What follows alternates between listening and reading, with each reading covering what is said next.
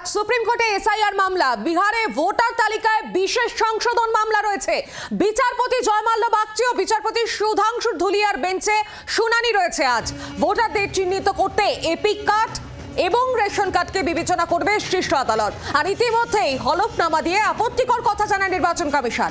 বিহারে ভোটার তালিকা থেকে বাদ পড়েছে 65 লাখেরও বেশি ভোটারের নাম। ইতিমধ্যে এ নিয়ে জোর জল্পনা গোটা দেশ জুড়ে ইতিমধ্যেই তোলপাড় শুরু হয়ে গেছে। সুপ্রিম কোর্টের দ্বারস্থ হয়েছে কংগ্রেস, তৃণমূল, আরজেডি, এনসিপি। আজ সুপ্রিম কোর্টে এসআইআর মামলা রয়েছে। বিহারের ভোটার তালিকায় বিশেষ সংশোধন মামলা। সরাসরি চলে যাব, প্রতিনিধি রয়েছেন সঙ্গে রাজীব। রাজীব, কি জানা যাচ্ছে? ইতিমধ্যেই বিচারপতি জয়মাল্য বাগচি এবং বিচারপতি সুধাংশু ধুলিয়ার বেঞ্চে শুনানি রয়েছে।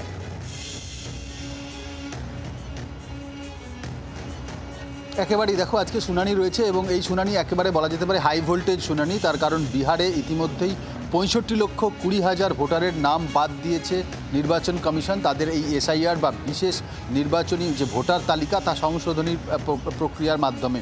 এক্ষেত্রে তোমাকে জানিয়ে রাখি যে এর আগে গত শুনানিতে সুপ্রিম কোর্ট নির্বাচন কমিশনকে একটি পরামর্শ দিয়েছিল।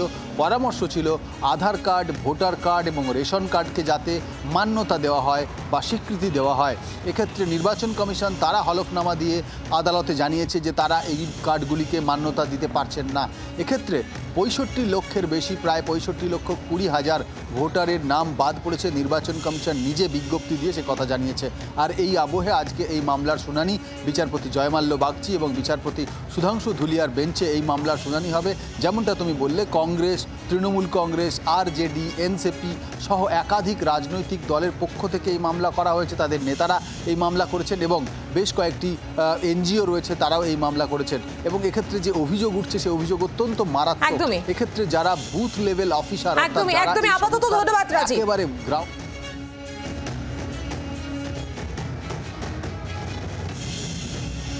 আপনাদের শোনাবো সুকান্ত মজুমদার, তিনি কি বলেছেন শুনুন।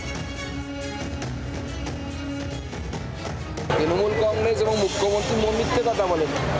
বিহারের যে 56 লক্ষ চিৎকার করছে, তো সেই 56 লক্ষের মধ্যে কার কি না? 20 লক্ষ তো মৃত ব্যক্তির নাম।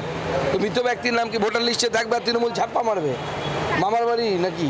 তো আচ্ছা, 2002-03 তো ইন্টেন্সিভ রিভিশন হয়েছিল, তখন তো 40 লক্ষ বাংলার মানুষের নাম বাদ গেছিল। কই চেঁচাই নিত তখন কেউ? 40 লক্ষ বাংলার ভোটারের নাম বাদ গেছিল। নেট অ্যাকচুয়ালি 60 লক্ষ বাদ গেছিলো, 20 লক্ষ নতুন নাম অ্যাড হয়েছিল, যদি আমি মনে করতে পারছি। তখনও তো হয়েছিল, তখন তো আধার কার্ডও ছিল না, আধার কার্ড বাদ দিয়ে হয়েছিল। বাংলার আওয়াজ, বাঙালির আবেগ, জি 24 ঘন্টা।